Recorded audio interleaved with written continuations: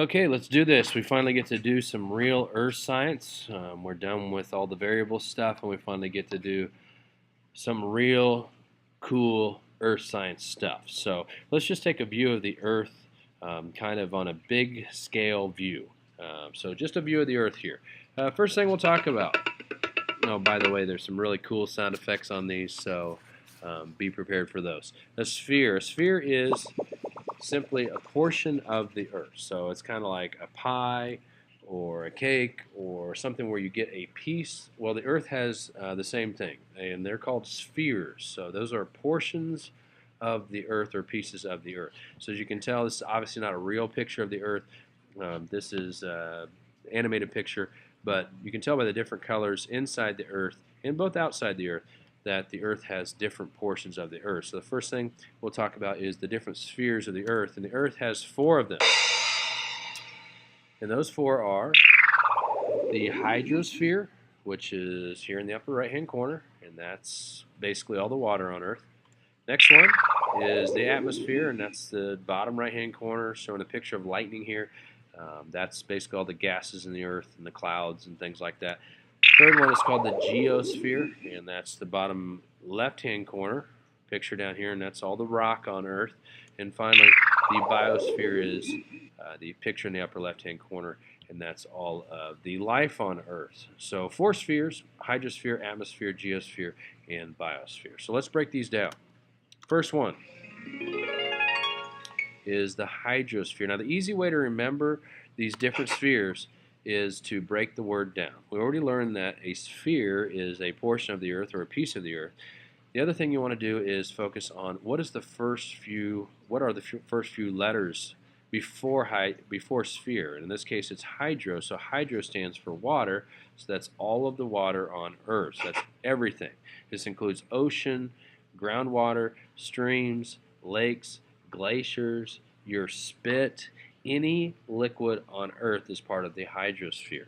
So hydro meaning water and sphere meaning portion of the earth, so it's the water portion of the earth. What's cool about the hydrosphere is the oceans are like really, really big. They're huge. They're beyond belief, and they make up 97% of the water on Earth.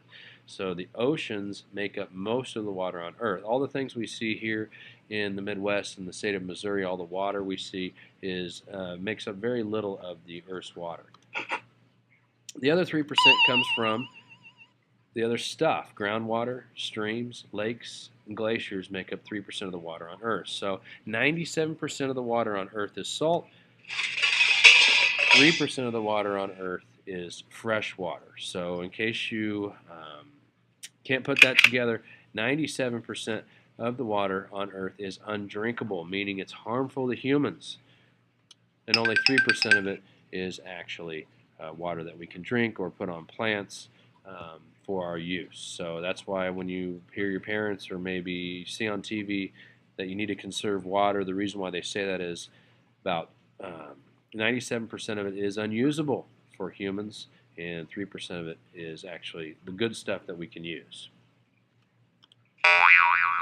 Next one is the atmosphere. Again, break that word down. Sphere meaning a portion of the earth, and then whatever's before that is the atmo or atmos, and atmo means gas because atmosphere is all of the gases on Earth.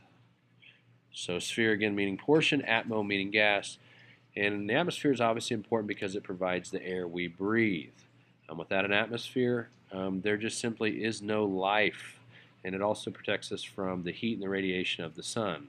Obviously, the sun gets really hot in the summer, but if we had no atmosphere, it would burn us up and there would be no life. Fortunately, we have an atmosphere here on Earth that protects us from not only the sun's heat, but also its radiation, the waves. That's how you get sunburns, is from the radiation. If we didn't have the sun, we would have not only some major sunburns, but we'd also probably all die. As a matter of fact, we would all die.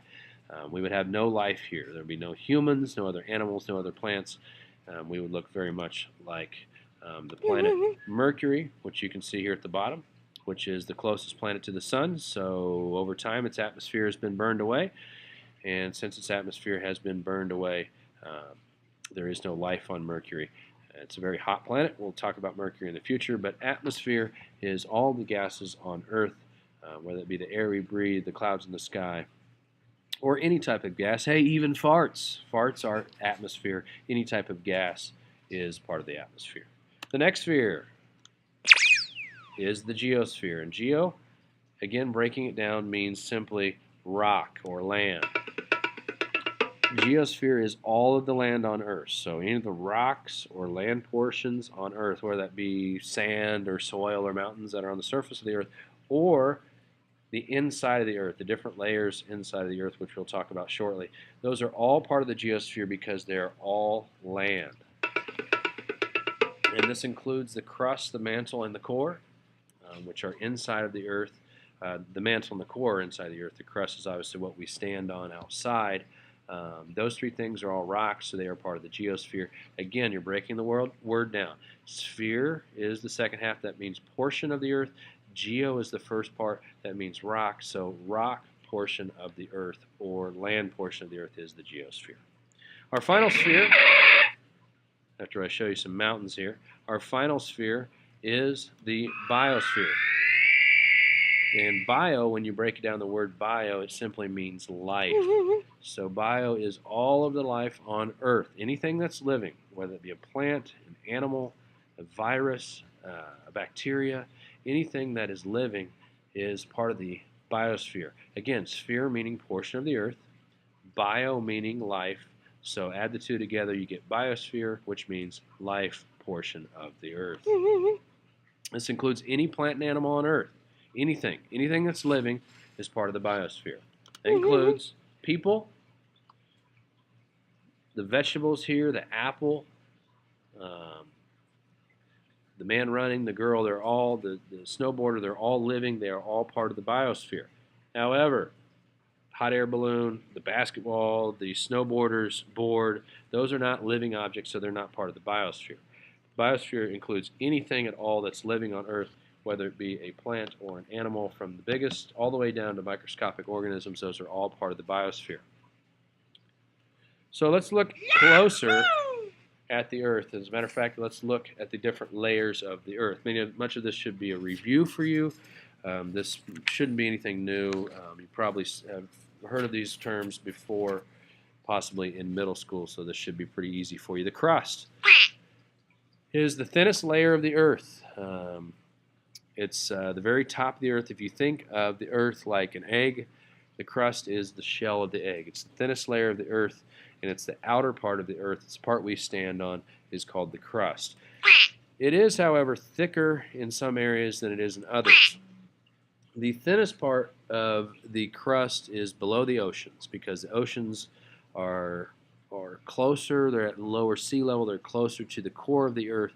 In the mantle of the Earth, the crust by the oceans is very thin. So when you go down to the ocean to hang out, you're actually standing on one of the thinnest parts of the crust. However, if you climb up a mountain, you will see that the crust below mountains, also called the continental crust, is much thicker because you just have more elevation. The mountains go higher in the air, so therefore the crust below mountains is much thicker. So the crust is the thinnest layer of the Earth. It's like the shell of an egg. The thinnest part of the crust is below the oceans. That's called the oceanic crust. It's the black stuff here in the model down in the lower right-hand corner. The thickest part is below the mountains, and that's called the continental crust. So that's the stuff actually on land. So thin below the oceans and thick above the mountains. The next layer, going down into the Earth deeper, is called the mantle. And the mantle is the thickest part of the Earth. In this picture, it would be the red portion of the Earth. Actually, it would be the red and the two greens here. It's like the white of an egg. So if the crust is the shell of an egg and you were to boil an egg, the mantle would be the white part of the egg because it's the thickest part of an egg. And it has two parts. One is the upper mantle and the other one is the lower mantle. The upper mantle would be the light green and the dark green colors here. They're near the crust. They border the crust. And it's a thinner area, and it's called the upper mantle because it's closer to the surface or it's above the core. So it's higher, it's upper. The lower mantle is the red portion that is close to the middle of the Earth, which is called the core, and it is called lower mantle because it's farther away from the surface, so it's lower into the earth or closer to the core. So the mantle is the thick part of the earth, very similar to an egg, white, and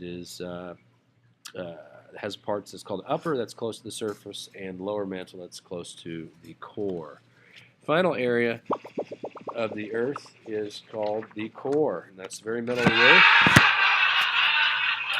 It's the center part of the earth, and it has two parts. It's called the outer core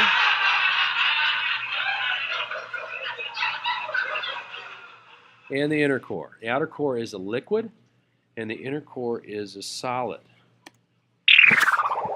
So if we look at our animation of the core, the areas we will be looking at here are the orange and the red. The outer core is liquid because it's very hot, but it doesn't have the pressure that the inner core is under because of all the weight of the earth. So the outer core is a liquid, but the inner core is solid. Both these areas are very hot, but the outer core is a liquid because all of its particles are not squeezed together like the inner core, which is here in red, and they're under pressure, which causes them to solidify. One of the reasons why we have animations for the inside of the earth is we've never been there. Humans have never been even really into the mantle. We mainly just drill down into the crust. We don't have the technology to get deep in the earth, so we use other scientific ways of finding out what's inside the earth. But in terms of us ever getting to even the mantle, and especially the outer, the inner core, that's just not possible. We don't have the technology at this time. So the core is the very inside of the earth, has two parts, the outer and the inner core. Many of you have heard this topic before. It's called plate tectonics. The thing with plate tectonics is it's a theory that explains how continents move. We don't really know for sure if plate tectonics it does exist. That's why it's just a theory, but we have a really good idea that it does, because the plates on Earth, the pieces of land that move very slowly, 2 to 3 centimeters per year, which is probably about the width of maybe your fingernails, is how plate tectonics works. There are two forces. One is constructive forces, and the other one is destructive forces. We'll talk about these forces more here shortly, but those are the two types of forces involved with plate tectonics. Here's how the Earth used to look. 225 million years ago, scientists believe that the Earth's surface, the continents, were all connected in a common continent called Pangaea. And as they moved apart due to plate tectonics, you can see that they created the present-day continents, which are at the bottom of the screen here, which look very much unlike the original Pangaea continent, but over time have moved apart. That 2 to 3 centimeters every year, like I said, with plate tectonics. Now, the reason why they call this a theory, we have a pretty good idea that this is going on. However, humans were not around 225 million years ago, so we really have no proof, no solid evidence that the continents moved apart. Obviously, you can look at the continents, you can see they kind of fit together like a jigsaw puzzle, but since we were not around back then, we don't know for sure if Pangaea even existed. I think scientists now have a really good idea, but since we have no solid proof, it will stay as a theory because we simply weren't around back then. But as you can see, over time, the continents have moved apart, and today they look like this, and not one solid continent as they looked 225 million years ago. So the two types of forces in plate tectonics. The Earth is always building and destroying itself. This is just kind of the equal balance that nature keeps in order for it to have consistency throughout the globe. Constructive forces are forces just like in construction. They build up land. If you think of construction people that build houses or different buildings, they're building up those buildings. Constructive forces here on Earth build up land, or they create new land. And examples of this would be mountains and volcanoes. Mountains in some areas are continually growing, they're getting bigger, and they're creating new land, and volcanoes through lava and magma are creating land as well. Those are called constructive forces. So mountains here on the right is an example of a constructive force, and probably the biggest constructive force here on Earth are volcanoes. This is a picture of a volcano in Hawaii. The Hawaiian Islands are constantly growing because of, as you can see, the lava is going over the edge of the mountain here and falling into the ocean where it cools and creates new land. So the Hawaiian Islands are constantly growing due to these constructive forces that are basically the entire Hawaiian Islands are volcanoes, and they're growing and creating new land. Those are called constructive forces. So they build up land. Examples include mountains and volcanoes. Our last thing for this set of notes are destructive forces. And destructive forces do exactly what the word says. They destroy land, or they break land down. So again, the earth is constantly trying to balance itself out. It's trying to build new land, and it's trying to destroy the old stuff. So constructive builds land, and destructive breaks down the land. Examples of this are weathering and erosion. So rocks are constantly being broken down. Many times it's by the weather.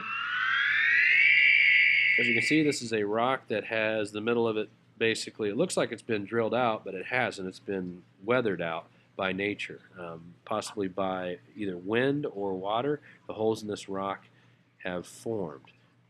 Another type of destructive force is erosion. And erosion is basically when you have large amounts of rocks that are weathered away. As you can see next to this house, there was a mudslide or some type of water which has come through this area and taken a large amount of these rocks away. That's called erosion. That's also destructive force. So constructive, just like with construction companies that are building things, constructive forces build up the land, and destructive forces, just like the word says, destructive forces break down the land or recycle it to be constructed again. So that's the conclusion of the View of the Earth notes. Good luck.